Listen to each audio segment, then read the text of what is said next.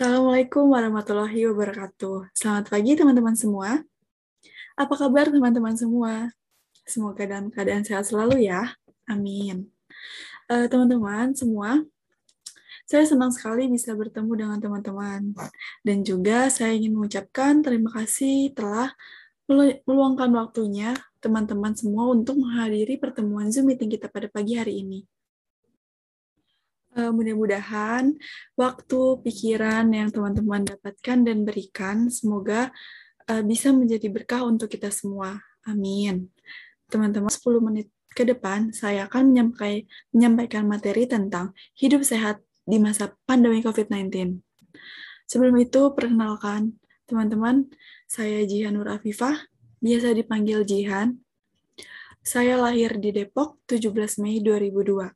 Alamat rumah saya di Bedahan, RT 4 RW 1, Pabuaran Mekar, Cibinong, Bogor.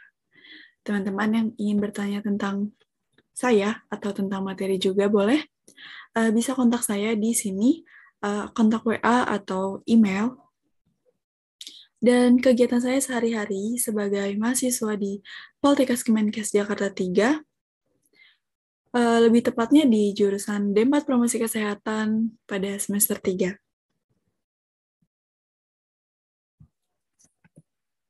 Nah, teman-teman tahu nggak sih 15% pasien COVID-19 usia muda meningkat?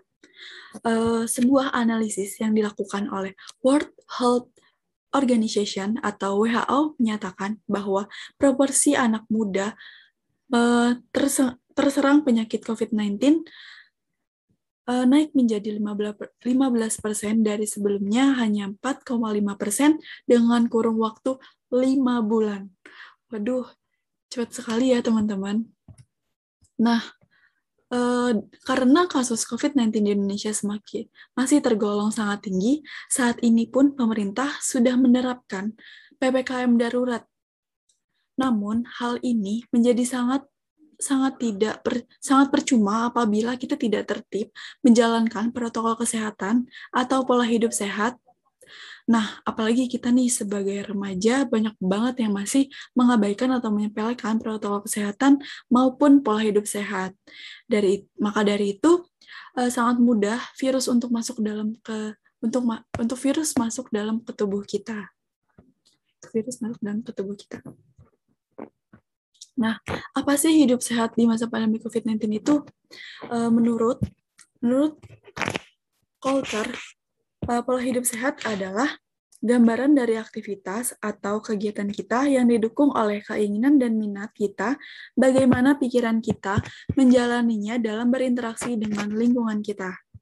Nah, selain itu, pola hidup sehat merupakan hal yang wajib kita lakukan, terutama di masa pandemi COVID-19 ini.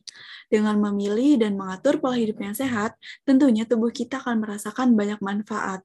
Kita juga perlu memperhatikan kebiasaan kecil sehari-hari dan mengubah supaya lebih bermanfaat untuk kesehatan tubuh kita. Pola hidup yang kita terapkan juga bisa kita tularkan kepada orang lain, khususnya orang terdekat kita, yaitu keluarga kita sendiri, sehingga mereka dapat merasakan banyak manfaatnya.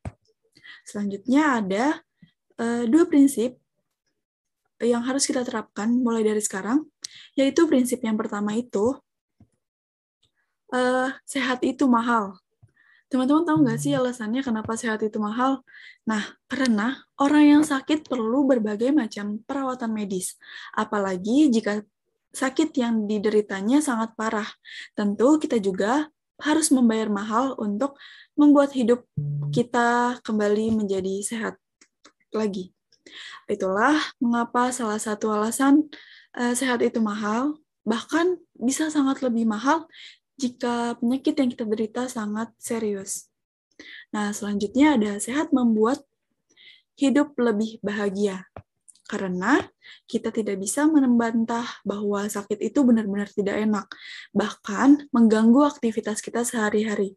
Maka dari itu, kita juga perlu menjaga kesehatan lebih baik lagi. Jangan sampai kebahagiaan kita terhenti sampai di sini karena malas untuk menjaga pola hidup sehat. Nah, teman-teman, mari kita terapkan dua prinsip ini dalam menjalani kehidupan kita sehari-hari. Nah, teman-teman, selanjutnya itu aku mau kasih tahu nih tips hidup sehat di masa pandemi COVID-19. Nah, yang pertama itu ada makan sehat dan konsumsi vitamin. Makan makanan yang sehat dan makan makanan sehat dan meminum vitamin sangat penting selama pandemi COVID-19 ini. Apa yang kita makan dan minum dapat mempengaruhi kemampuan tubuh kita untuk melawan dan mencegah virus. Meskipun tidak ada makanan atau minuman ataupun suplemen makanan yang dapat secara langsung mencegah atau menyembuhkan infeksi COVID-19, pola hidup atau pola makan sehat penting untuk mendukung sistem kekebalan tubuh. Beberapa hal yang dapat kita lakukan yaitu dengan cara makan berbagai jenis makanan, yaitu sayur, buah, kurangi konsumsi garam, kurangi konsumsi lemak dan minyak, batasi jumlah gula yang dikonsumsi, serta minum air yang cukup setiap harinya, dan tidak lupa juga meminum vitamin agar menambah kekebalan tubuh kita. Dan juga nutrisi yang baik dapat mengurangi kemungkinan berkembangnya masalah kesehatan yang lain, seperti diabetes, penyakit jantung, dan obesitas. Sehingga tubuh kita akan terjaga dan akan selalu sehat. Nah, selanjutnya itu ada teman-teman, selanjutnya itu ada olahraga secara teratur. Saat ini, sebagian besar orang menghabiskan waktunya untuk melakukan aktivitas di dalam rumah, sehingga membuat aktivitas fisik menjadi berkurang. Mempertahankan rutinitas untuk melakukan olahraga di rumah saat ini menjadi keharusan dibandingkan dengan keinginan, atau bisa dibilang juga dengan menjadi kewajiban kita sehari-hari. Nah, dengan rutin melakukan olahraga atau aktivitas fisik, walaupun dengan jumlah yang kecil, dapat membawa perbedaan yang besar terhadap kesehatan kita. Dengan cara melakukan olahraga dengan intensitas sedang, dengan total 150 menit satu minggu atau sekitar 20 menit setiap harinya, aktivitas fisik dengan intensitas sedang berarti tubuh kita sedang bekerja, laju pernapasan menjadi cepat, dan mulai berkeringat. Olahraga secara teratur merupakan salah satu tips menjaga kesehatan jantung. Oleh karena itu, dapat menurunkan juga resiko terjadinya penyakit jantung hingga 35%. Selain menjaga kesehatan jantung, olahraga yang teratur juga dapat meningkatkan kesehatan secara umum dan meningkatkan daya tahan tubuh sehingga dapat menjadi tips utama untuk menjaga kesehatan di masa pandemi COVID-19 ini. Nah, mulailah dengan olahraga sederhana seperti stretching, yoga, jogging, atau bersepeda selama 20 menit, karena dengan melakukan olahraga ringan tersebut, kita akan memacu proses regenerasisme dan metabolisme tubuh yang akan membuat tubuh kita semakin sehat dan jauh dari penyakit ataupun virus COVID-19. Teman-teman, selanjutnya itu yang ketiga ada istirahat yang cukup. Nah, istirahat yang cukup atau tidur merupakan salah satu komponen yang sangat penting dari aktivitas kita sehari-hari. Terlalu lama menghabiskan waktu di dalam rumah membuat kebanyakan orang memiliki jadwal tidur yang tidak teratur.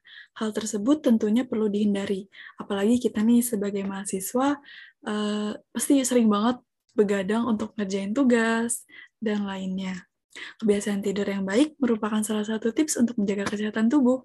Waktu tidur yang dianjurkan sekitar 7-9 jam dalam sehari. Dengan jam tidur yang cukup dan jam bangun yang sama setiap harinya akan membantu kita untuk meningkatkan imunitas tubuh kita. Selanjutnya,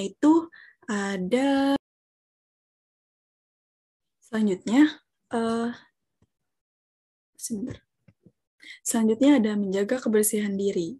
Kebersihan diri dan kesehatan diri memiliki keterkaitan yang sangat erat, di mana nilai kebersihan diri menggambarkan kesehatan seseorang. Menurut World Health Organization atau WHO, menjaga kebersihan diri dengan cara mencuci tangan dengan sabun, mencuci muka, dan mandi menggunakan air yang mengalir dan sabun akan mengurangi kemungkinan penyebaran penyakit kepada diri kita sendiri maupun orang lain. Karena mulailah menjaga kebersihan diri dari diri kita sendiri, baru kita mencontohkan kepada orang lain. Selanjutnya ada menghindari stres. Seringkali kita melupakan kebutuhan dasar yang salah satu ada di tubuh kita. Atau kesehatan mental juga menjadi perhatian pola hidup sehat. Bagaimana semakin tinggi tingkat stres seseorang akan menyebabkan ketidaknormalan level imunitas orang tersebut dan membuat bakteri dan virus lebih mudah menjangkit kesehatan tubuh. Sangat disarankan untuk melatih diri menghadapi stres dengan cara berpikir positif atau melakukan jeda istirahat, melakukan refreshing, untuk merefresh otak dengan sederhana seperti melakukan pernapasan yoga selama 5 menit, mendengarkan lagu, menonton film, untuk menenangkan hati dan pikiran kita dari stres tersebut. Nah, menyadari bahwa hal tersebut adalah bagian dari pola hidup yang tidak baik. Nah, hal pertama yang penting untuk kita sadari yaitu pola hidup yang buruk seperti merokok, sering mengonsumsi makanan fast food berlebihan, tidak berolahraga, atau bisa kita sebut mager. Nah, hal tersebut tuh perlu kita lakukan, perlu kita hindari, dan kita hilangkan kebiasaan buruk itu dengan menggantinya atau memulai secara perlahan dengan pola hidup rutinitas yang lebih baik atau lebih menyehatkan, yaitu dengan cara membaca buku, berolahraga, mengatur jam tidur secara teratur, makan secara teratur, dan makan sehat, dan juga mengonsumsi vitamin. Nah, teman-teman, jadi pola hidup sehat akan menjauhkan kita dari berbagai macam penyakit dan virus. Mari kita terapkan beberapa tips yang saya berikan tersebut. Dapat disimpulkan bahwa penerapan pola hidup sehat sudah seharusnya diterapkan oleh semua orang. Hidup sehat dan bersih harus menjadi kebiasaan utama bagi kita agar sehat selalu menjadi pedoman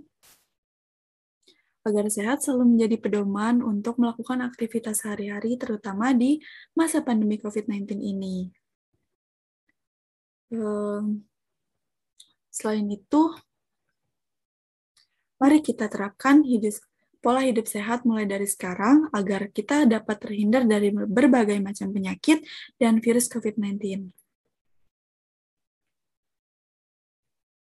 Teman-teman, terima kasih sudah menyempatkan waktunya untuk mendengarkan pertemuan Zoom meeting pada pagi hari ini. Semoga ilmu yang saya berikan bermanfaat untuk teman-teman semua. Mohon maaf bila ada salah kata dari saya. Sebelumnya ada quotes dari Mario Teguh. Periharalah kesehatan Anda, karena ia yang akan mewadahi umur panjang Anda. Nah, maka dari itu, penting banget nih teman-teman untuk menjaga pola hidup sehat di masa pandemi COVID-19 ini. Saya Jian Nur Afifah, wassalamualaikum warahmatullahi wabarakatuh. Mohon maaf teman-teman, sampai jumpa di lain waktu. Dadah.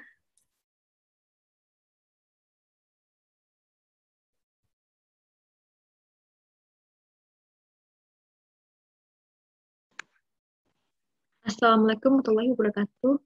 Yang terhormat kepada Ibu Novia Nuraini SKM MKM sebagai dosen pengampu public speaking. Yang terhormat kepada Kak Ewing sebagai pengajar dan mentor public speaking, dan teman-teman yang saya sayangi. Pada kesempatan kali ini saya akan sharing tentang materi toxic positivity. Selanjutnya izinkan saya menjelaskan metode saya secara singkat. Nama saya adalah Nabila Maharani, saya lahir di Jakarta. Lalu rumah saya ada di Jalan Abdurrahman Saleh, BH13 di Bekasi. Teman-teman bisa menghubungi saya melewati email atau nomor WA. Terus riwayat pendidikan saya saya pernah sekolah di SD Al Fikri, lalu melanjutkan pendidikan di MTS Jakarta, lalu melanjutkan pendidikan di SMA 16 Bekasi, dan saat ini saya sedang belajar di Poltekkes Jakarta 3. Nah, di sini selanjutnya saya pengen tanya nih, kalian sadar gak sih pernah ngalamin toxic positivity? Atau kalian tahu nggak hal apa aja yang termasuk toxic positivity? Terus kalau kalian tahu hal apa aja yang termasuk toxic positivity, bagaimana sih cara mencegahnya? Nah, sebelum itu aku ingin tanya lagi nih, kalian tahu nggak sih secara umumnya definisi toxic positivity itu apa? Kalau belum tahu, mari kita belajar bareng-bareng ya. Jadi, definisi toxic positivity itu, menurut psikologi grup, toxic positivity adalah kondisi ketika seseorang menuntut dirinya sendiri atau orang lain untuk selalu berpikir dan bersikap positif serta menolak emosi negatif yang ada dalam diri. Yuk kita pelajarin lebih dalamnya lagi. Nah, di sini teman-teman ada beberapa contoh kalimat toxic positivity. Yang pertama, sudah, kamu jangan mikirin ini, tetap positif ya. Terus yang kedua, kalau aku bisa, kamu pasti bisa. Terus yang ketiga, jangan nyerah ya. Menurut teman-teman, kalimat ini termasuk toxic positivity nggak sih? Atau teman-teman pernah berkata kalimat seperti ini kepada teman yang lain, tapi teman-teman tuh nggak sadar bahwa ini tuh ternyata termasuk kalimat toxic positivity. Seharusnya yang teman-teman katakan adalah ketika sudah kamu jangan mikirin ini, tetap positif. Itu sangat salah banget ya teman-teman. Seharusnya yang teman-teman katakan adalah coba ceritain ke aku, kamu ada masalah apa sih? Kalau kamu lagi nggak baik-baik aja tuh nggak apa-apa, ada aku. Kamu bisa kok cerita ke aku. Itu mungkin merupakan kalimat yang lebih menenangkan dan tanpa memojokkan orang lain yang sedang dalam kondisi sedih ataupun sedang merasa marah. Kayak gitu ya. Terus selanjutnya di sini dari kalimat toxic positivity yang kita utarakan atau yang kita terima, di sini tuh ada dampak dari toxic positivity, yaitu pertama, perasaan malu yang berlebih. Kenapa sih bisa jadi perasaan malu yang berlebih?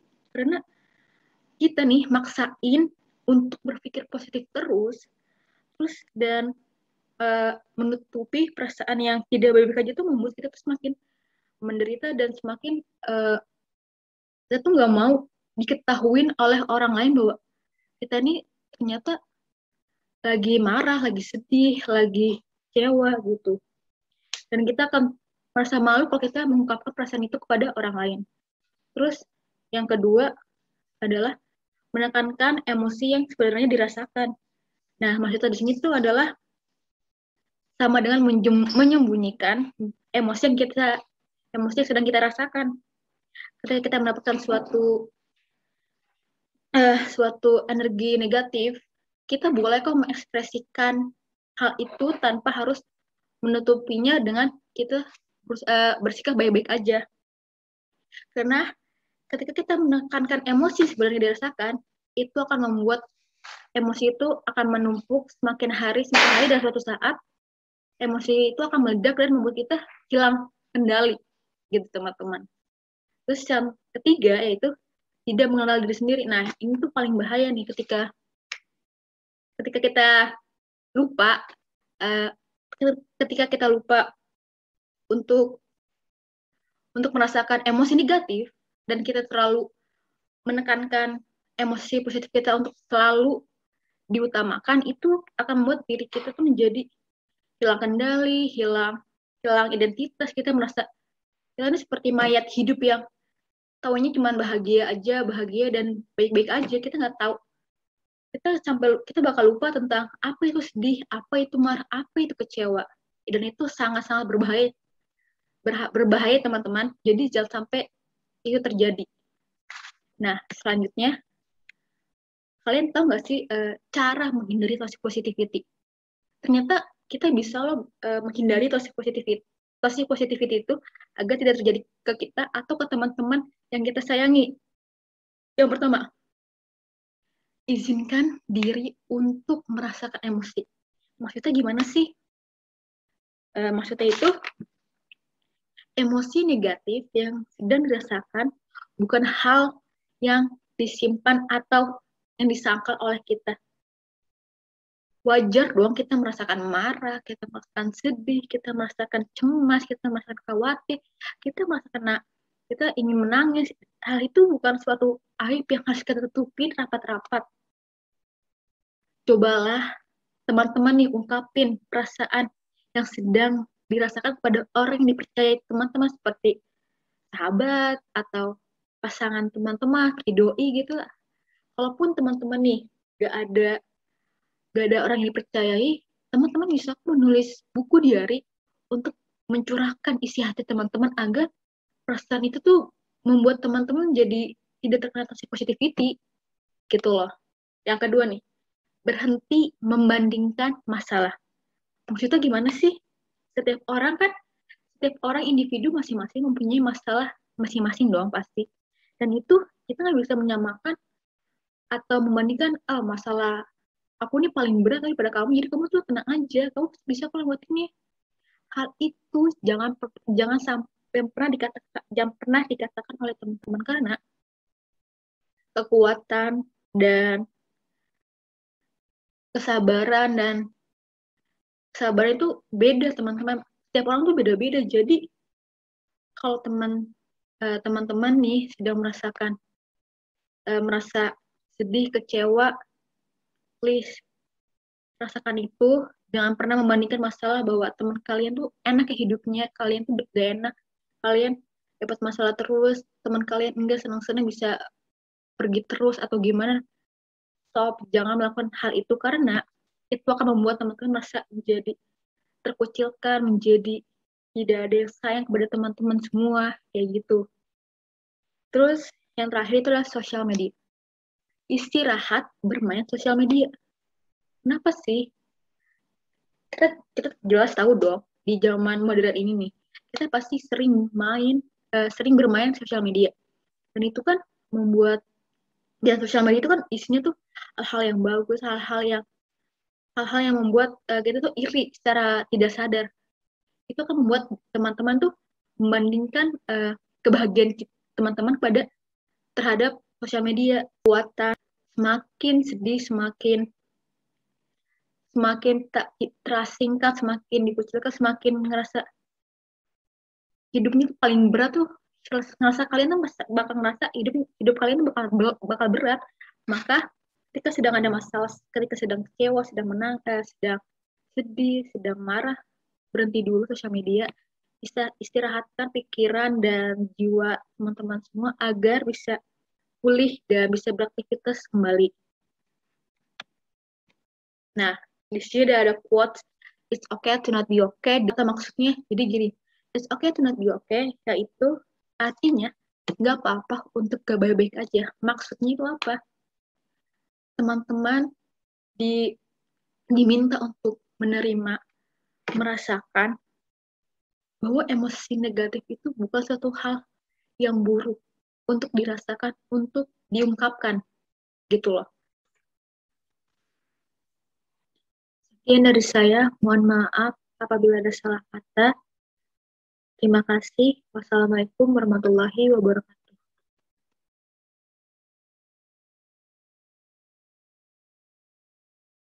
Assalamualaikum warahmatullahi wabarakatuh. Halo, selamat pagi bunda-bunda. Gimana nih kabarnya? Selalu happy ya, walaupun pandemi belum juga berakhir hingga saat ini. Tapi bunda harus happy terus supaya dede bayi juga happy di dalam perut. Hari ini saya seneng banget bisa ketemu sama bumil-bumil yang cantiknya luar biasa. Aura bumilnya terpancar banget nih. Walaupun kita nggak bisa bertatap muka langsung, tapi saya yakin semangat Bunda luar biasa untuk menerima materi yang akan saya berikan nanti. Terima kasih banyak kepada yang hadir di sini menyempatkan waktunya untuk belajar bareng menjadi ibu hamil yang sadar gizi. Mudah-mudahan dengan kehadiran Bunda di kegiatan hari ini untuk menambah ilmu tentang pemenuhan gizi selama masa kehamilan, Allah berikan kemudahan kepada kita semua untuk menyerap dan menerapkan ilmunya agar menjadi bunda yang sadar akan gizi dan menjadikan buah hati menjadi anak yang cerdas serta sehat. Selama beberapa menit ke depan, izinkan saya untuk berbagi sedikit ilmu yang saya punya dan kita akan belajar bareng untuk bisa menjadi bunda yang sadar gizi dengan mempelajari bagaimana cara pemenuhan gizi selama masa kehamilan. Bunda-bunda udah siap belajar belum? Saya yakin udah siap banget nih ya. Sebelum kita lanjut ke materi, jadi biar lebih akrab kita kenalan dulu ya. Saya mempunyai nama lengkap Nanda Puspita Ratri, biasa dipanggil Nanda. Tapi kalau bunda-bunda di sini mau panggil Puspita juga nggak apa-apa sih, asal manggilnya lengkap ya. Jangan pus aja, nanti takutnya malah kucing yang terpanggil. Bunda, tahu nggak sih kalau ternyata 11% beban penyakit di dunia ini disebabkan karena kekurangan gizi yang terjadi pada ibu hamil dan anak. Pasti bunda-bunda di sini nggak mau kan ya menjadi bagian dari 11% tersebut. Bukan cuma itu aja bun. Ternyata menurut WHO sekitar 15,5% atau 20 juta bayi yang lahir setiap tahunnya mengalami BBLR. BBLR merupakan berat badan lahir rendah yang disebabkan karena kurangnya gizi ibu selama masa kehamilan. Ternyata bukan cuma BBLR aja nih bun, dampak yang akan buah hati alami apabila bundanya kekurangan gizi saat hamil. Anak bisa mengalami stunting atau gagal tumbuh yang mengakibatkan anak tumbuh lambat dibanding teman-teman sebayanya.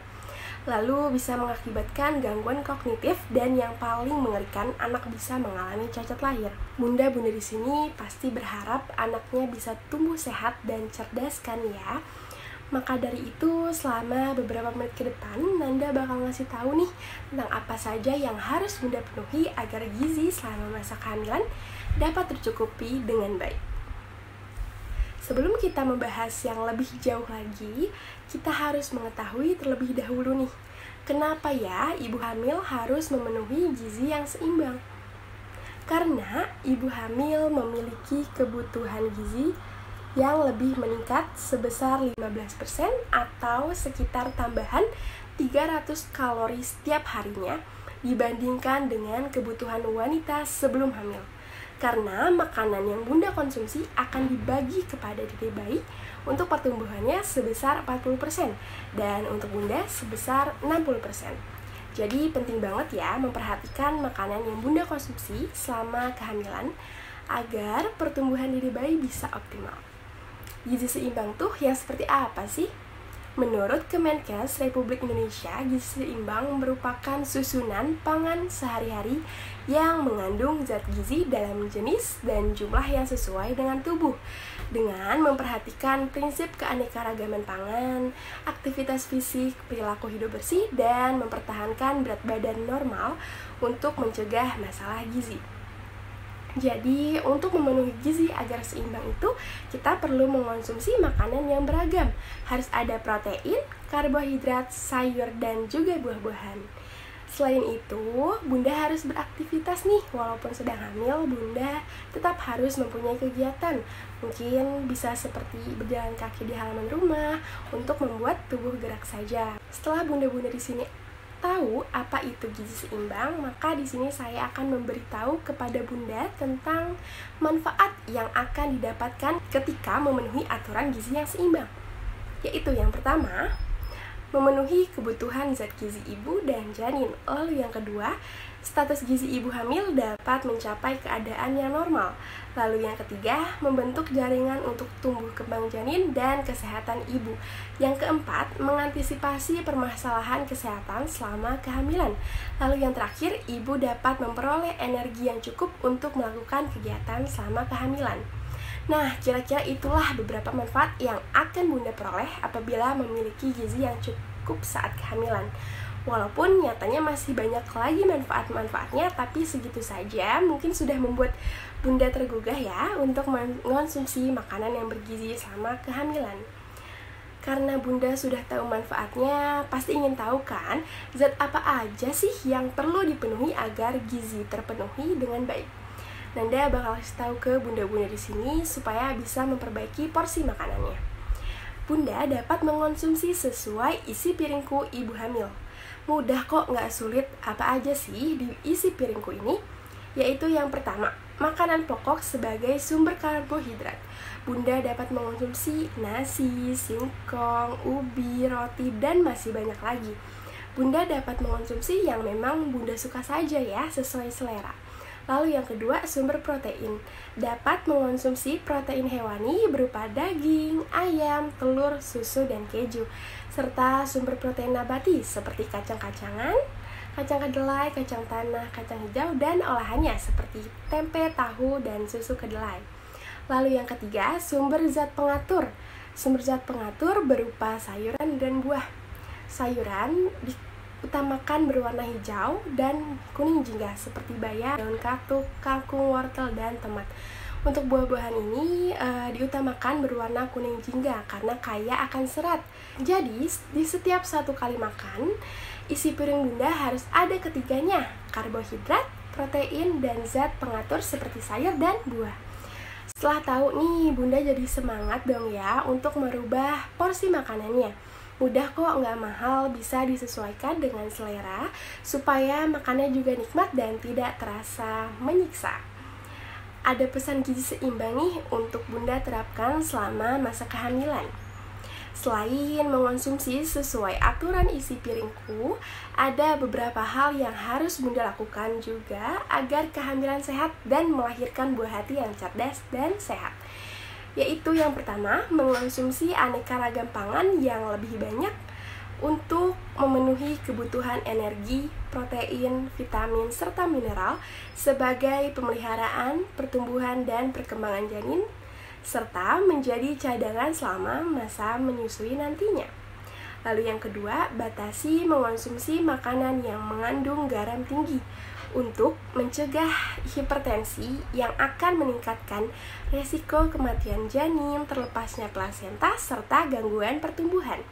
Lalu yang ketiga, minum air putih yang banyak karena ibu hamil memerlukan asupan air minum sekitar 2-3 liter atau 8-12 gelas per hari. Karena dengan minum air putih yang banyak akan mendukung sirkulasi janin dan meningkatnya volume darah. Lalu yang keempat, membatasi minum kopi. Bunda hanya boleh mengonsumsi kopi paling banyak 2 cangkir kopi per hari. Karena kopi mengandung kafein yang akan meningkatkan intensitas buang air kecil yang berakibat dehidrasi, tekanan darah meningkat, dan detak jantung meningkat. Tadi kita sudah membahas tentang isi piringku. Apa saja sih Bunda yang harus ada di dalam isi piringku? Yaitu yang pertama, sumber karbohidrat atau makanan pokok seperti nasi dan umbi-umbian. Lalu yang kedua yaitu harus ada sumber protein seperti hewani maupun nabati. Lalu yang terakhir harus ada sumber zat pengatur seperti buah-buahan dan juga sayuran. Bunda dapat terapkan ke dalam kehidupan sehari-hari agar Bunda dan buah hati selalu sehat dan gizinya tercukupi. Mari jadikan diri Anda menjadi ibu hamil yang sadar akan gizi agar melahirkan generasi yang cerdas dan berintelektual tinggi. Saya Nanda, wassalamualaikum warahmatullahi wabarakatuh.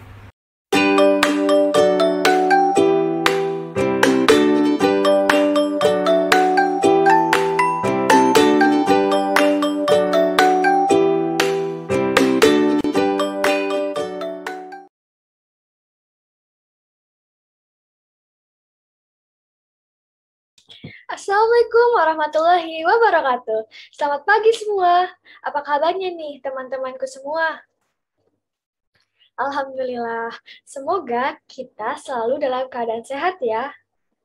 Seneng banget nih bisa bertemu dengan teman-teman semua yang cantik, yang ganteng, yang rapi, dan fresh-fresh ini tentunya. Terima kasih sudah menyempatkan waktu, tenaga, pikiran untuk hadir dan mendengarkan materi yang akan saya sampaikan. Mudah-mudahan waktu, pikiran, dan tenaga yang kita berikan bisa menambahkan keberkahan untuk kita semua. Amin ya Rabbal 'Alamin. Selama beberapa menit ke depan, di sini saya akan menyampaikan tentang tips bagaimana sih caranya meningkatkan imunitas tubuh kita.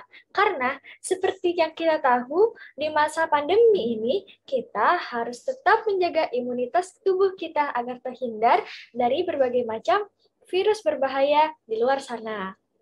Nah, sebelum kita lanjut ke penyampaian materi, ada baiknya nih kita untuk berkenalan terlebih dahulu. Karena ada pepatah yang mengatakan, tak kenal maka tak sayang maka tak cinta. Tapi, itu kan kata pepatah ya. Kalau kata saya mah, tak kenal maka tak sayang, jangan bilang sayang kalau belum kenal.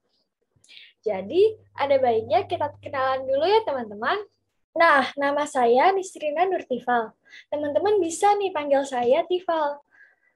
Saya lahir di Jakarta, tanggal 21 Juni 2002.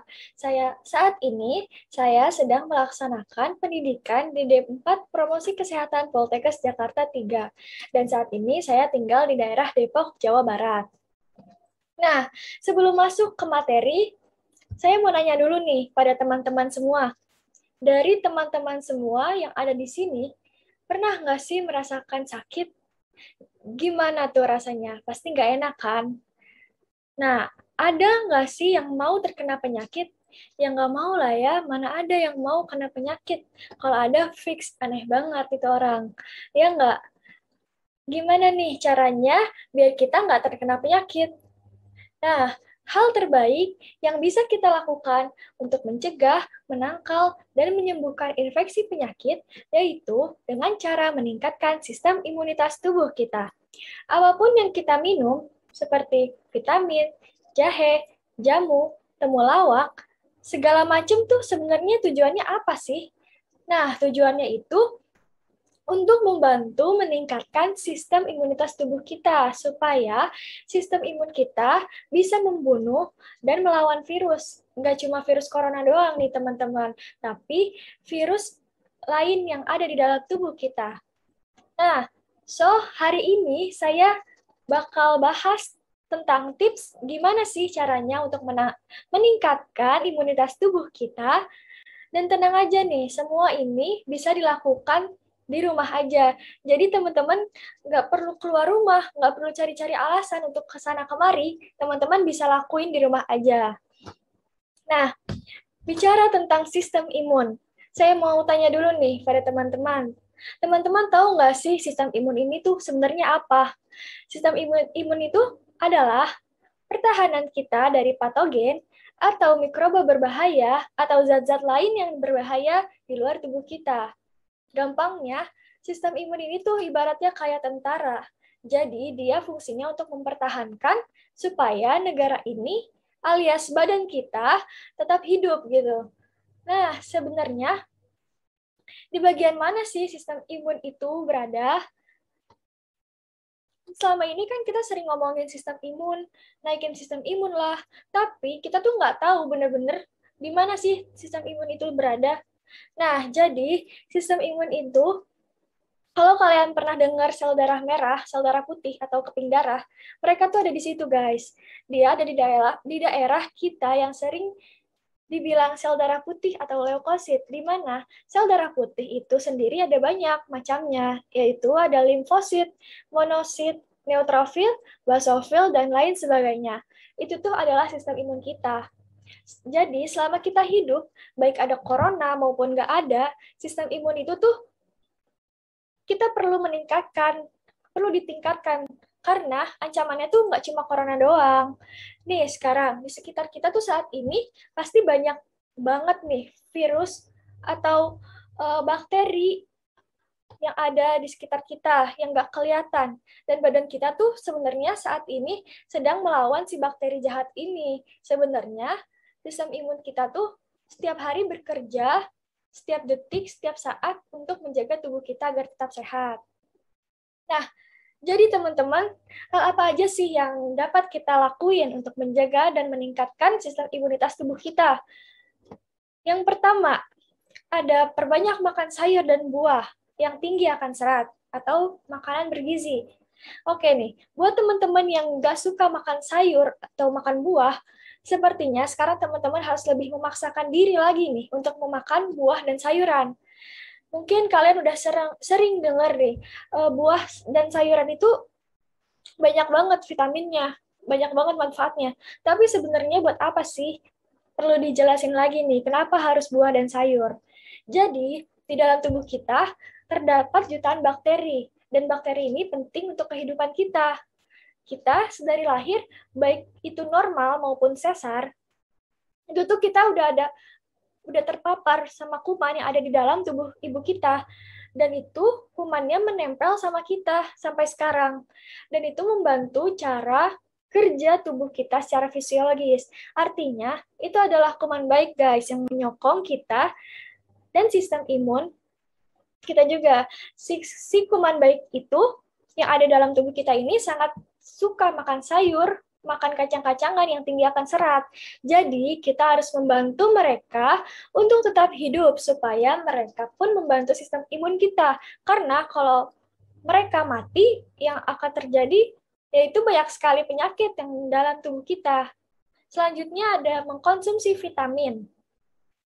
Di samping menerapkan gaya hidup sehat, konsumsi vitamin atau suplemen khusus juga bisa membantu meningkatkan dan menjaga daya tahan tubuh kita nih teman-teman. Namun, penting untuk terlebih dahulu mengetahui apa saja jenis vitamin yang dibutuhkan tubuh. Konsumsi multivitamin juga bisa membantu memenuhi kebutuhan asupan tubuh yang tidak bisa dipenuhi dari pola makan yang diterapkan. Kita bisa mengkonsumsi vitamin seperti vitamin C, vitamin B kompleks, dan vitamin D. Vitamin C sendiri, teman-teman bisa dapatkan di sayuran dan buah-buahan, ataupun juga bisa didapatkan di suplemen khusus. Nah, kemudian vitamin B kompleks dan vitamin D juga dapat didapatkan dari suplemen khusus. Nah, kalau vitamin D itu juga bisa kita dapatkan gratis melalui berjemur di bawah sinar matahari pagi. Nah, selanjutnya ini ada melakukan aktivitas fisik atau olahraga. Udah banyak banget nih penelitian yang membuktikan bahwa aktivitas fisik itu meningkatkan sistem imun kita.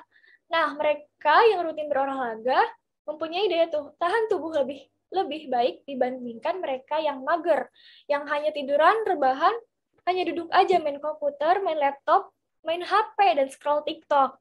Ayo teman-teman, semua di sini sudah termaksud yang mana nih? Nah, olahraga itu sendiri biasanya berapa lama sih? Nah, itu tergantung sama waktu yang dimiliki oleh masing-masing orang. Tapi disarankan setidaknya teman-teman olahraga 3 kali seminggu masing-masing 45 menit sampai 60 menit. Nah, terus gimana kalau misalnya cuma bisa 30 menit doang karena gak ada waktu lah, terlalu sibuk atau yang lain? Itu gak apa-apa, it's okay guys. Tapi teman-teman bisa naikin frekuensinya jadi 4-5 kali dalam seminggu. Dan perlu diperhatikan, olahraga tuh nggak boleh terlalu berlebihan, guys. Mungkin buat teman-teman yang ngerasa lagi pengen nurunin berat badan, kayak kamu harus olahraga keras banget gitu biar cepat turun berat badannya. Itu tuh malah nggak baik, guys. Itu malah menurunkan sistem imunitas tubuh kita. Dan itu udah terbukti banyak penelitian.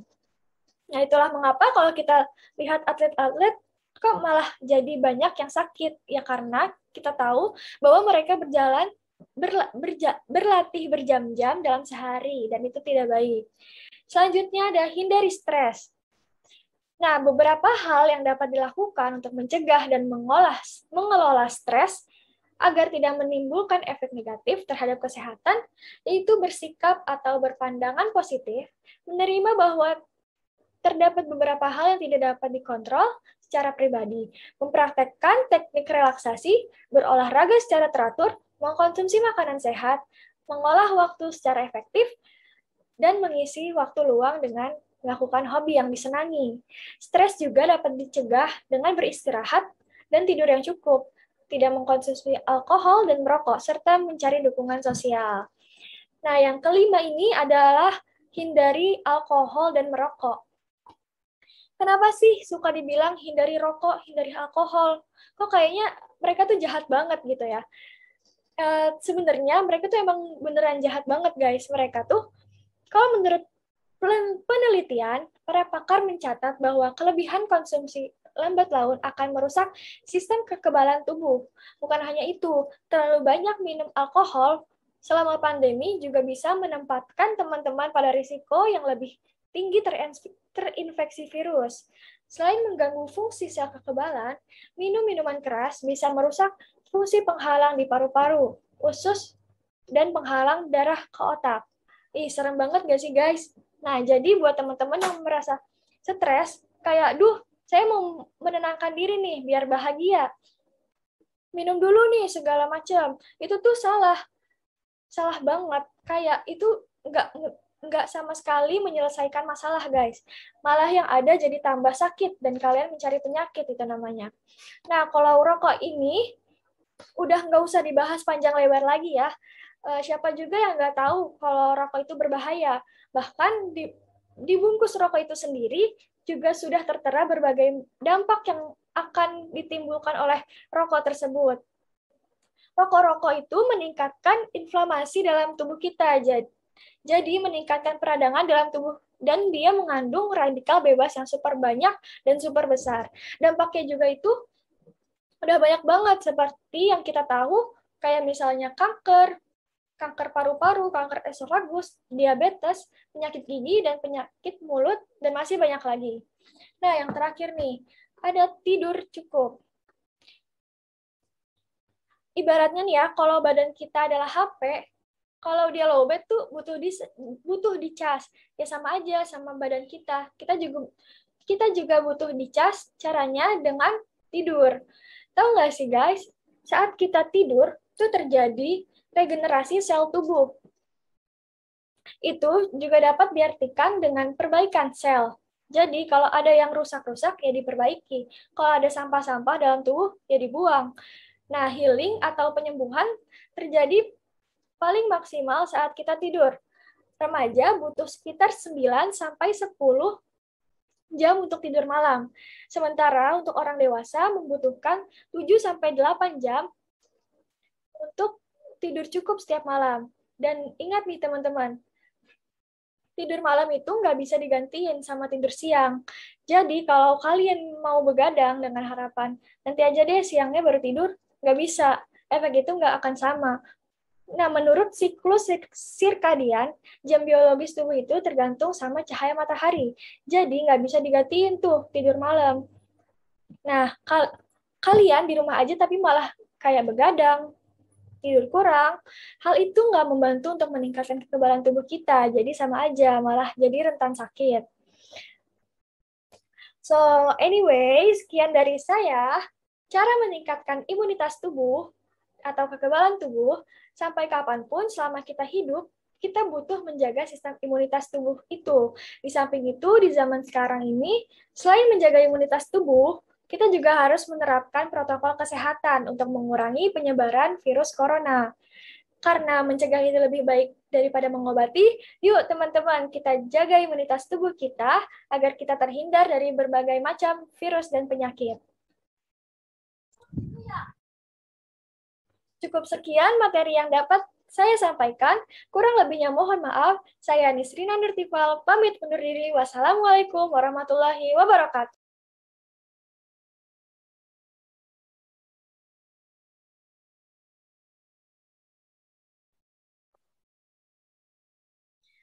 Halo Proms, halo semuanya yang aku sayangi. Jadi pada kesempatan kali ini aku akan membahas tentang vaksin yang berada di Indonesia. Sebelum itu ada pepatah mengatakan tak kenal maka tak sayang, kalau kita belum kenal kita belum sayang, dan tak sayang maka tak kenal, kalau kita belum sayang maka kita belum kenalan. Perkenalkan, nama saya Saskia Zafatah. Saya lahir di Jakarta pada tanggal 24 November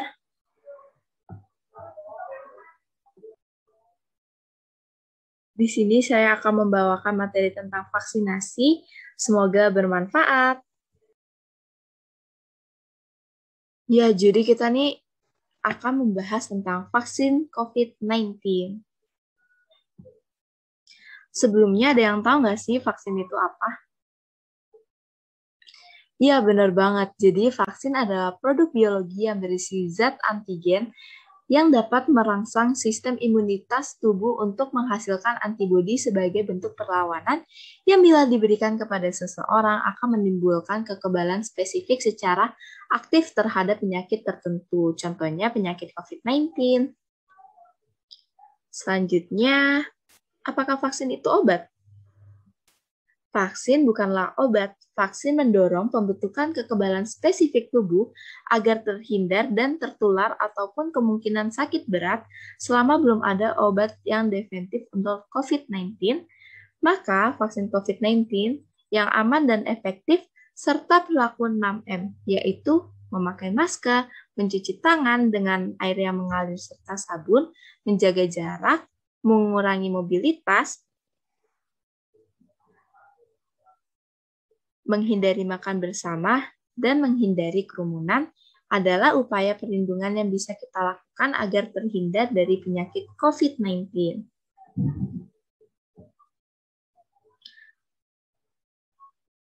Selanjutnya, jadi apa sih manfaat dari vaksin COVID itu? Sebagaimana dari vaksin lainnya, vaksin COVID ini bermanfaat untuk perlindungan tubuh agar tidak jatuh sakit akibat COVID-19 dengan cara menimbulkan atau menstimulasi kekebalan spesifik dalam tubuh dengan pemberian vaksin.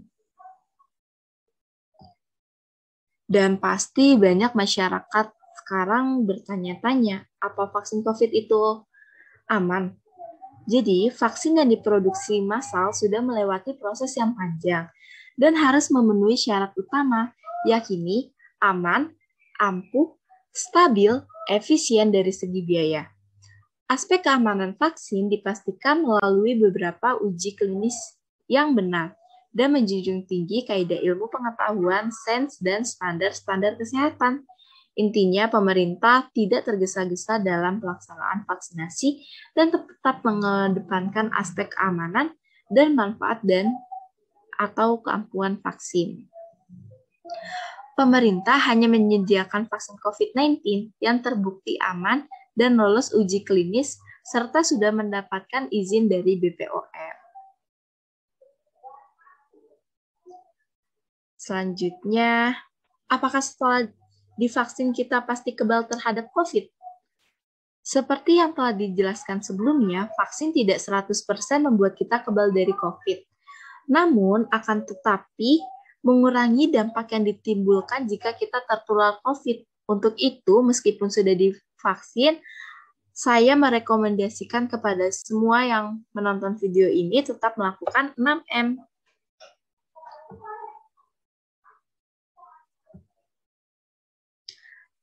Apakah benar vaksinasi COVID merupakan langkah terbaik untuk menghentikan pandemi COVID-19? Jadi, Indonesia menjadikan pelaksanaan vaksin COVID-19 sebagai bagian dari strategi penanggulangan pandemi COVID-19, di mana pelaksanaan vaksinasi COVID-19 ini bertujuan untuk melindungi masyarakat dari infeksi COVID-19 yang dapat menyebabkan kesakitan dan kematian akibat COVID-19. Jika cakupan masyarakat yang melakukan vaksinasi itu tinggi dan merata, artinya cukup banyak orang di dalam masyarakat yang telah divaksin, maka diharapkan akan terbentuk kekebalan kelompok sehingga dapat mengurangi penyebaran virus, memutus rantai penularan, dan pada gilirannya akan menghentikan wabah. Selanjutnya, dengan diperkuat imunitas masyarakat, produktivitas juga akan meningkat, sehingga minimalkan dampak ekonomi dan sosial yang selama ini menjadi salah satu isu utama pandemi COVID-19, di samping kesakitan dan kematian. Namun, hal yang penting untuk diingat dan menjadi catatan penting, ketersediaan vaksin di seluruh dunia masih terbatas, sehingga pelaksanaan vaksinasi COVID-19 dilakukan secara bertahap Oleh karena itu, pelaksanaan vaksinasi COVID-19 tetap harus berbarengan dengan menerapkan protokol kesehatan yang ketat seperti menggunakan masker, mencuci tangan, dan menjaga jarak minimal 1-2 meter, membatasi mobilitas, menghindari kerumunan, dan menghindari makan di luar. Hal ini tidak hanya berlaku di Indonesia saja, tetapi di seluruh dunia pun harus mengalami dan harus melakukan hal yang sama sebelum terjadinya pemerataan vaksinasi di wilayah tersebut. Nah, tadi sedikit dibahas dengan kekebalan kelompok atau herd immunity. Jadi, apa sih yang dimaksud herd immunity itu? Jadi, kekebalan kelompok atau herd immunity merupakan situasi di mana sebagian besar masyarakat terlindung atau kebal terhadap penyakit tertentu sehingga menimbulkan dampak yang tidak langsung atau indirect effect, yaitu turut terlindunginya kelompok masyarakat yang rentan dan bukan merupakan sasaran vaksinasi. Kondisi tersebut hanya dapat tercapai dengan cakupan vaksinasi yang tinggi dan merata. Jadi misalnya, dalam satu rumah itu ada beberapa keluarga. Di salah satu keluarga itu ada yang mengalami penyakit COVID-19. Tetapi yang 4 orangnya ini sudah vaksin. Tapi nggak menutup kemungkinan juga orang yang udah vaksin ini akan terkena COVID lagi. Bisa terkena COVID lagi dan juga bisa enggak. Tapi seenggaknya kalau mereka ini berempat ini terkena COVID lagi, seenggaknya mereka sudah ada bekal di dalam tubuhnya untuk melawan virus COVID-19 sehingga gejala yang ditimbulkan ringan. Selanjutnya, pasti masyarakat banyak sekali yang bertanya-tanya, apakah vaksin yang hadir sudah dipastikan kehalalannya?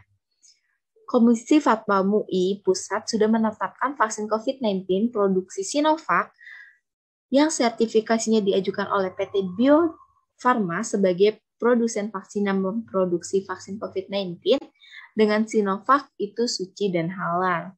Namun, MUI memutuskan vaksin AstraZeneca haram sebab mengandung enzim babi yang kendati penggunaannya diperbolehkan atau mubah sebab dalam kondisi darurat.